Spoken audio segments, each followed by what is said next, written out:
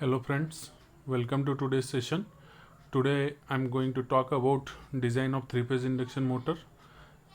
In the design of three-phase induction motor, first of all I'll be starting with understanding of the output equation for induction motor, then calculations of main dimensions, and apart from that the design of stator.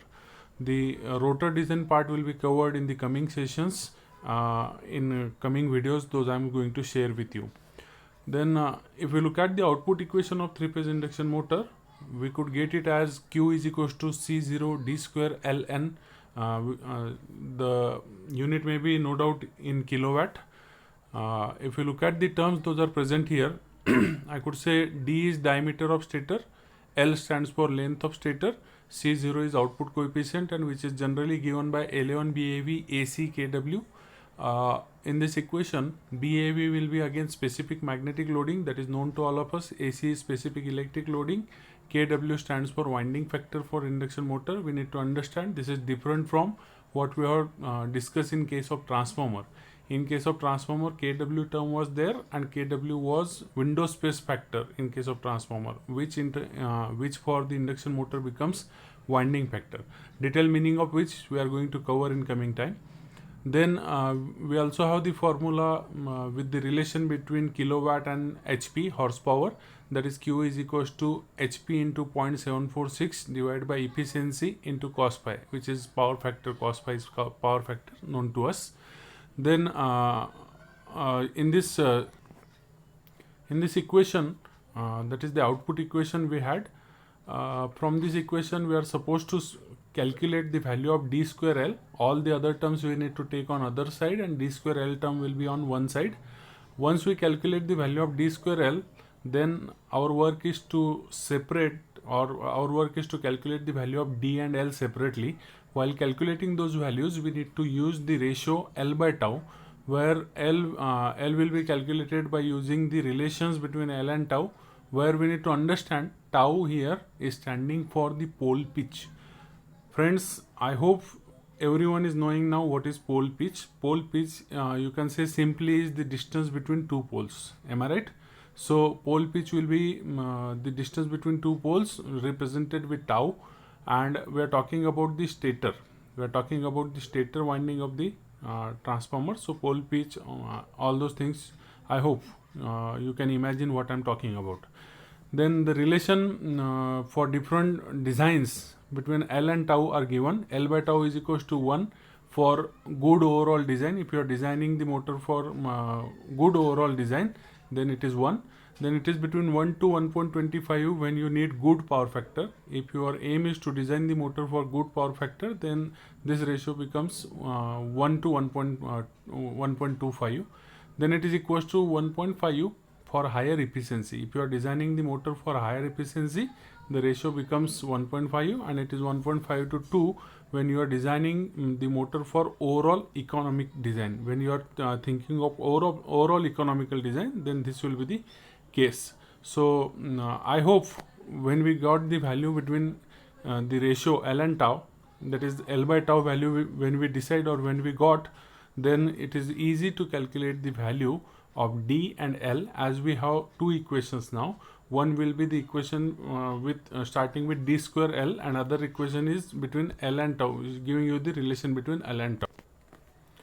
Then if you look at further part, I could say the diagram is showing the calculation of main dimensions for an induction motor. When we are calculating the main dimensions of induction motor, the front view, cut section front view, and the side view is shown here in this diagram. With these views, I could say this is the front view I have, and this diagram is representing the cut section side view. So with these two views, I can understand different things related to this design of three-phase induction motor.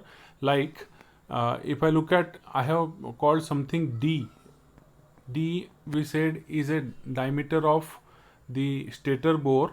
So we need to understand first of all what is presented in this diagram.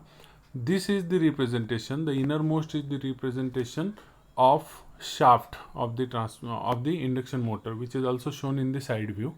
Then after shaft, we are representing the rotor part, which is represented here. This part is rotor. and then after rotor there is part called stator, which is steady in nature, we know. So this is the representation of stator, which you can easily identify, and the diameter of stator, that is inner diameter of stator, which is represented here with d, that you can identify small d here.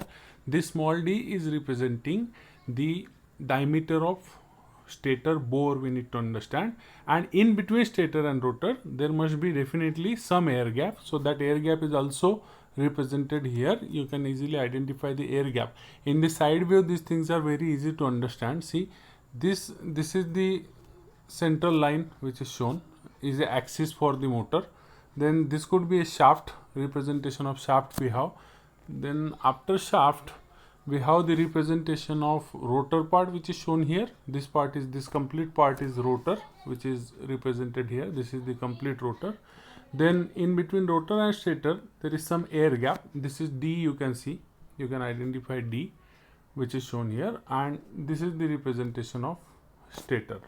So all these are the all these things are representing the construction of motor.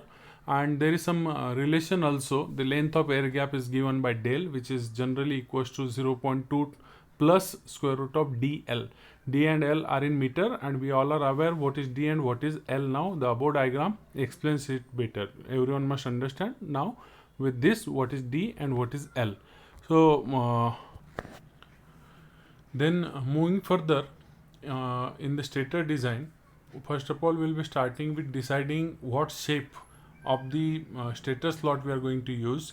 Generally stator slots are of three types, which we can observe in the diagram. The stator slots, if I observe, see this one, I could say this is completely open type, and that is the first type, open type slot. Another arrangement which is possible here, if you observe this part, you can easily identify the meaning. This is partially closed slot type, and if you observe this is completely closed, so this is closed type slot. So each type of slot has some advantages and disadvantages. While choosing the type of slot, we need to decide exactly exactly if I talk about the type of slot, the first type, that is open slot, has some advantages. It is better to use the open slot from maintenance point of view. It is easy to maintain the winding those are placed in this slot, so serviceability is better and maintenance is better. Apart from that, it also has one advantage, that the reluctance is more. As reluctance is more, the losses are less in such type of slot. But the disadvantage of this type is the mechanical strength is not so good. Whereas if you go for the other type, that is semi-closed slot, mechanical strength is better in this type of slot. Mechanical strength which we are getting will be better. Again, for this semi-closed type of slot, the flux density which is required is low, hence magnetizing current requirement is low, and as magnetizing current requirement is low, the losses are also low. Power factor is better, and the pulsation loss is less. What is pulsation loss, that we are going to see in detail in this session only. Then see, once we make the decision about what type of slot is to be used, then the next work is we need to think of how many slots, that is the number of slots, how many number of slots are to be used. And for deciding that, there are several factors those are affecting the number of stator slots. The factors those are affecting are represented here. We could see the factors affecting the number of stator slots. Likewise, the first is called tooth pulsation loss, the next one is leakage reactance, third one is ventilation, fourth one is magnetizing current, and fifth one is cost. All these are the factors, all five are the factors affecting the number of stator slots. So when we are choosing how many slots are to be used for a stator, all these factors are to be taken into consideration. When we consider all these factors, then only we could decide how many slots are to be used. And each factor present here has some relation with number of stator slots, so that also we are going to see in detail. The first one present here is tooth pulsation loss. So the diagram also drawn here, which is showing what is tooth pulsation loss. We will be try to understand what is tooth pulsation loss. See, in the diagram we need to understand first of all, when we are considering the slot, So I could say this is a slot. This could be the part. If I'm looking from this side, this is the tooth part and this is the slot part in which I'm going to place the winding. So tooth and slots, when we see, the shapes are different. As the shapes are different, the reluctances are different. And if reluctances are different, they are going to produce the tooth pulsation loss. Generally, if you look at the shape, slot gives more reluctance. The reluctance of the slot is more, while the reluctance of the tooth is less. So due to this, the reluctance which is going to affect the performance of magnetic field, that is shown here in this field.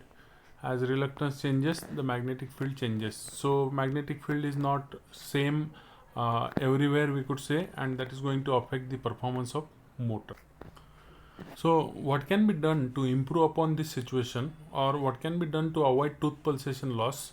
We need to use the narrow slots in large numbers. Large number of slots can be used, and those are narrow in shapes, such as I have shown few of them here. If we use some narrow shapes of the slot like this, when such slots are used in large number, instead of using the slots as shown, wide slots, instead of using wide slots, we need to use large number of narrow slots. That is going to reduce the effect, that is tooth pulsation loss. So tooth pulsation loss can be avoided by using large number of narrow slots. That's what everyone need to understand out of it.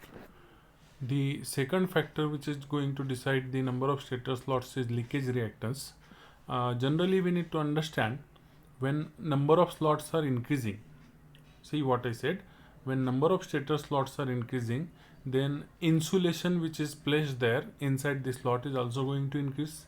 If insulation increases, it means the leakage flux decreases. See, what I'm saying is really important, friends.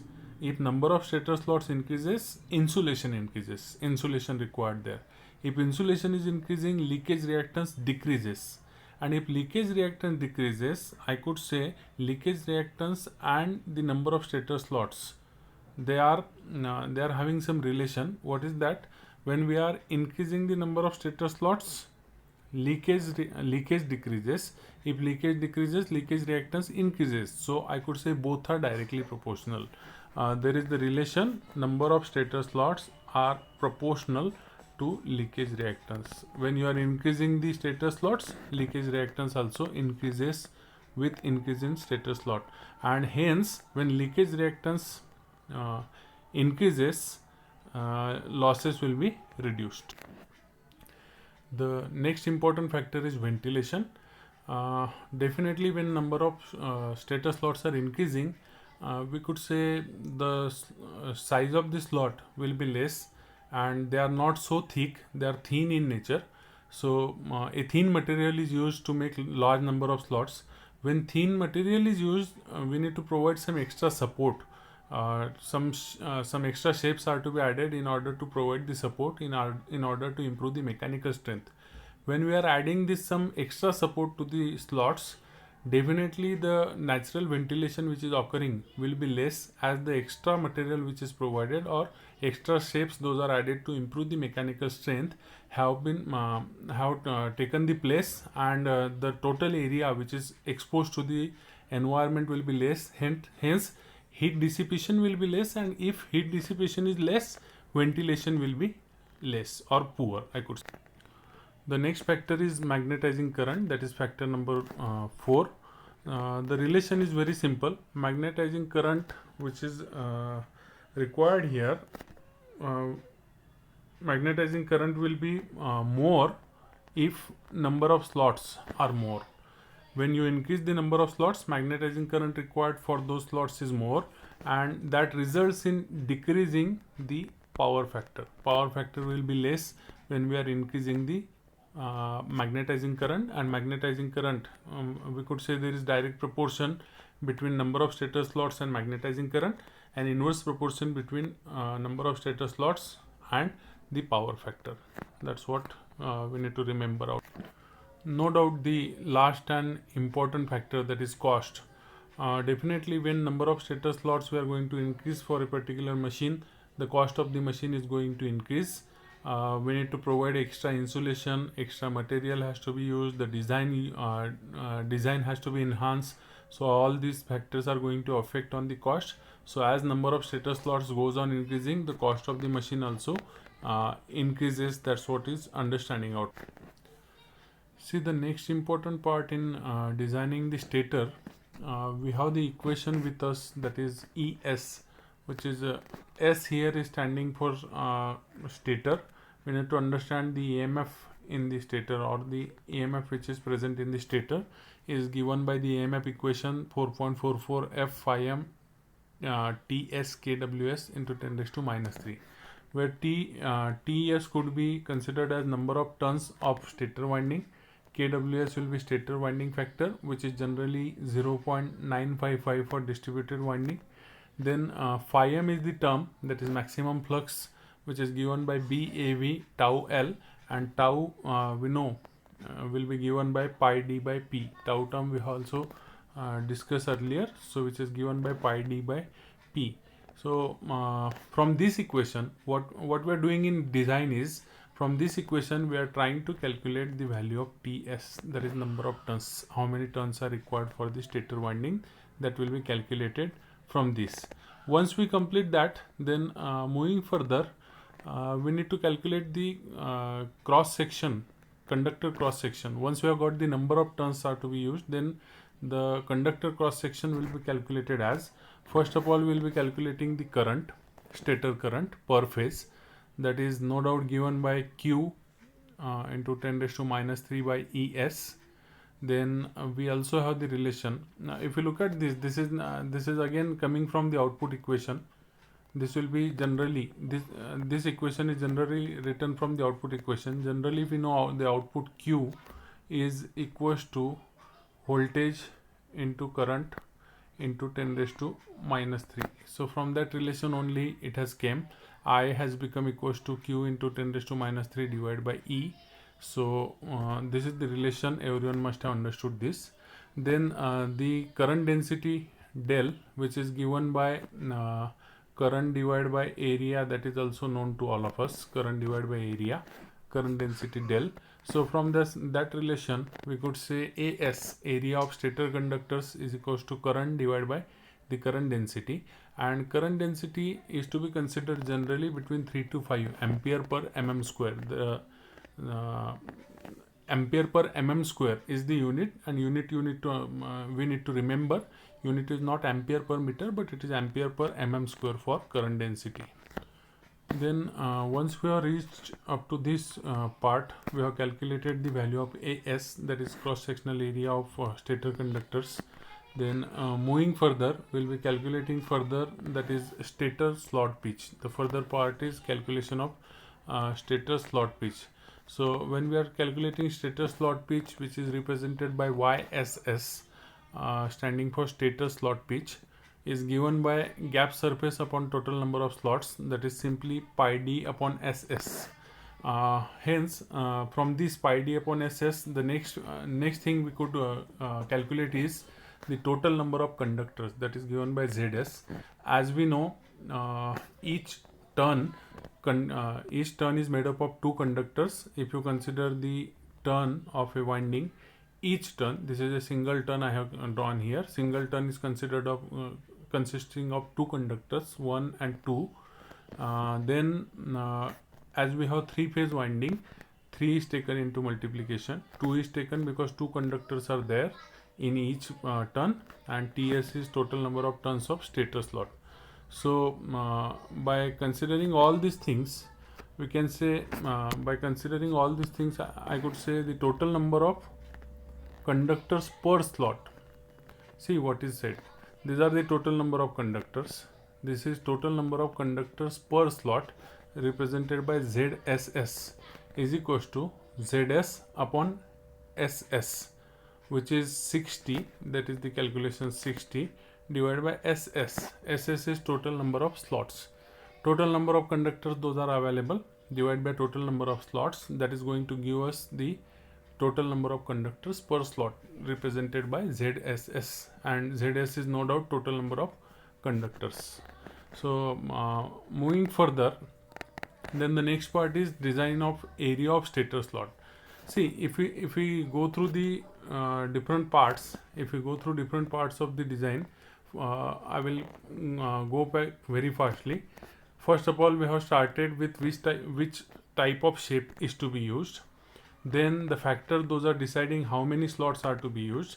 Then in the design, we have started first of all calculating the number of turns of stator winding. Then once we got the number of turns, we have moved to the further part, that is calculation of current. Then from the current value, we have calculated the area of stator conductors.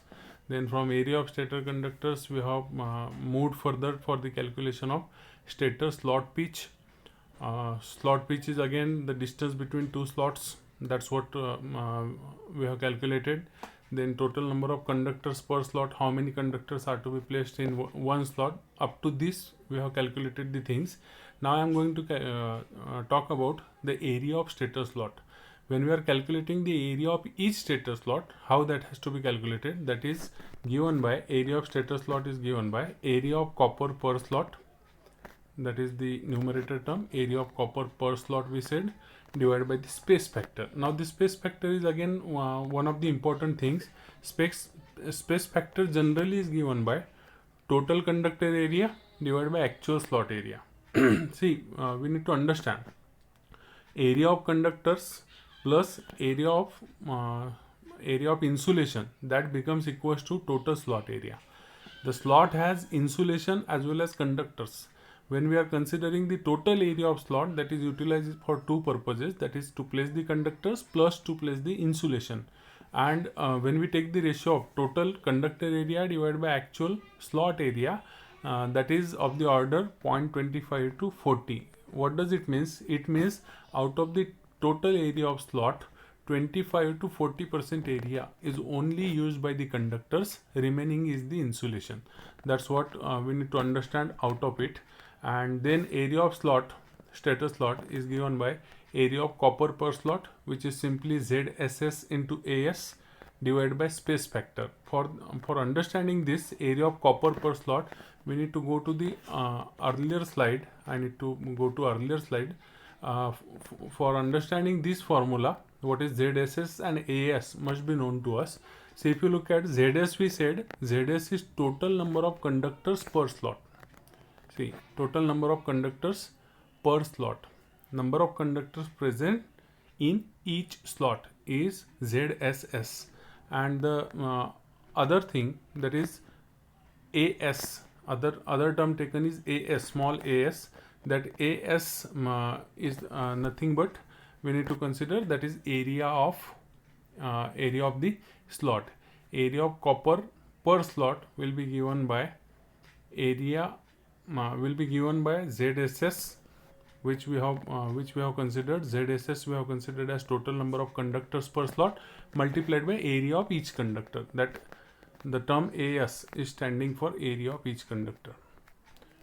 Okay, AS is area of each conductor, ZS is total number of conductors per slot divided by the space factor, whose value is no doubt is known to us, given by this formula. The representation which is shown here, if you look at the representation of the stator slot, is showing width and the depth. This is the representation of depth, while this is the representation of width for the stator slot. So from this we will understand actually the dimensions of slot that is going to be useful for the next part is again really important, that is the concept of length of mean turn is, I hope, known to every one of us. Length of mean turn is the I could say the length required for placing the one turn, or in other words it is average length of each turn of the winding. It may be stator winding, it may be rotor winding. Here we are talking about the stator winding, so it is average length of stator winding. Average length required to complete one rotation or to complete one turn of stator winding. That's what is length of mean turn. It has some empirical formula represented by LMTS, which is equals to 2L plus 2.3 tau plus 0.24. Again, capital L is known to us is the length of stator bore, we could say, and tau is the pole pitch, that is the distance between two poles. So generally the length comes to be 2L plus 2.3 tau plus 0.24. Then there is something important to be calculated once all those parts are completed, that is stator winding resistance. The winding resistance, generally we know the formula for resistance, R is equals to rho L by A. Same formula is applicable here to calculate the stator winding resistance, that is RS is equals to stator winding resistance is equals to rho LMTS divided by AS. That is the formula for calculation of. Then moving further, friends, if you look at the stator which is represented here, or moreover I could say one slot which is represented here in this diagram, we need to understand the width which is represented here, WT, and the length represented here. Width and length could be understood by everyone. Then the empirical formula once again is minimum teeth area of the teeth per pole. Minimum teeth area per pole is given by phi m upon 1.7. Phi m is again the maximum flux in Webers divided by 1.7. That's the empirical formula we have for minimum teeth area. This must be the minimum area that we must provide for teeth per pole. Minimum teeth area per pole. Hence, I could say phi m by 1.7 is equals to SS upon P. SS is number of stator slots divided by P, that is number of stator slots per pole, into Li into WTS, that is the area of each slot we could get. So phi m upon 1.7 becomes equals to number of stator slots per pole, that is SS by P, into Li, that is length, and WTS, that is the width of stator teeth we could say, and hence we can calculate WTS from this, that is width of stator teeth, that could be calculated easily from this. Then in the stator design, the further part is really important and really interesting to understand. Say let flux per pole is phi m represented here, hence we could say the flux through stator core is phi m by 2. That's what is the understanding from this diagram. Half of the maximum flux is passing through the stator core. That's what we understood. If you understand this diagram, if you try to understand this diagram, I could say this is the diagram representing the stator of induction motor, out of which this much part is representing the stator slots, and the remaining part is representing the stator core. So that is rightly represented here. This much distance, exactly this much distance, is considered DCS, which is depth of stator core. Then after depth of stator core, this much distance, which is represented, say for better understanding I could say this much distance is representing the depth of stator slot. Then D0 is outer diameter of stator core, that is the overall diameter of this diagram. I could say this much is D0, which is nothing but the outside diameter of stator core or stator laminations. Moreover, rotor part is not represented here. If you want to represent, that could be inside the stator after the air gap. Here you could represent the rotor. So we need to understand what is DCS. DCS is this much distance. This much is DCS, which is depth of stator core. After depth of stator core, there is depth of stator slot, which is represented here. Depth of stator slot. This is D, no doubt. This is D. Inner diameter of stator bore we are calling inner diameter of stator. That is this much D. Then again the same part will be repeated here. Same things are repeated here. Then if we could have understood these things, moving further in this diagram, we can say area of stator core. When we calculate the area of stator core, that is given by flux through the core divided by flux density in core. Because the relation we have, again the flux density B is equals to phi by A. That's the relation. Then from this relation I could say A is equals to flux divided by flux density. So flux divided by flux density, when we are considering, phi m by 2 is the flux which is passing through the core. BCS is right now considered as the flux density in stator core. To understand that, BCS term is used, that is stator core. We need to understand flux density in stator core. So the relation, if we simplify, it becomes phi m upon 2 BCS. That's the relation we get. Then further we need to understand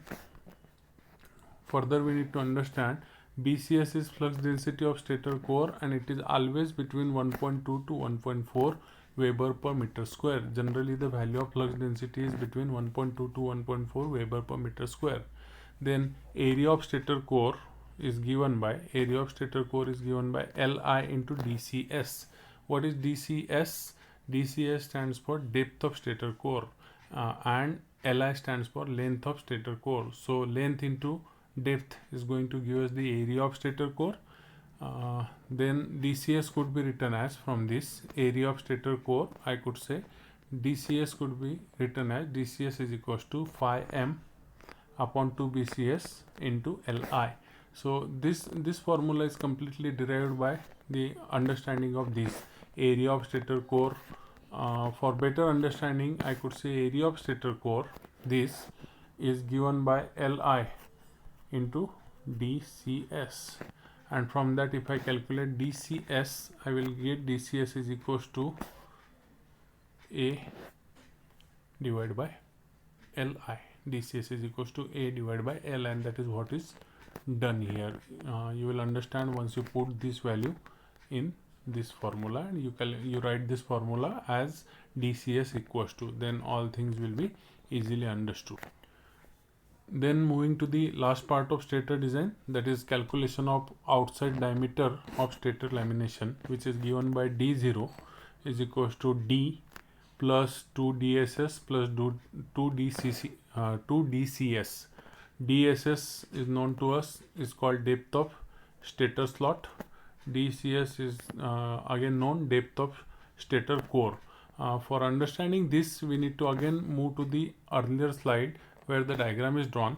See, this part I have shown you as DCS, this was DSS, then again on this side you will have DSS and DCS, core and stator, again this was D.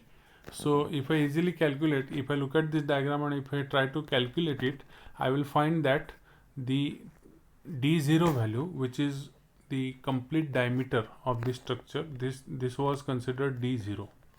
So D0 could be equals to addition of DCS plus DSS plus D plus DSS plus DCS. So that simply becomes, the value of D0 simply becomes equals to D plus 2 DSS plus 2 DCS. This complete discussion which we had is related to the formulas. Those are coming from design of the stator of three-phase induction motor. So you need to go through this and you need to try to understand what I have explained in this video. Still, if you find any queries, if you have any doubts related to design of the stator part, please reply me with the queries. I will answer all your queries related to this topic. If you like this video really, and if you find this useful, please like this video and please subscribe to this channel. Thank you.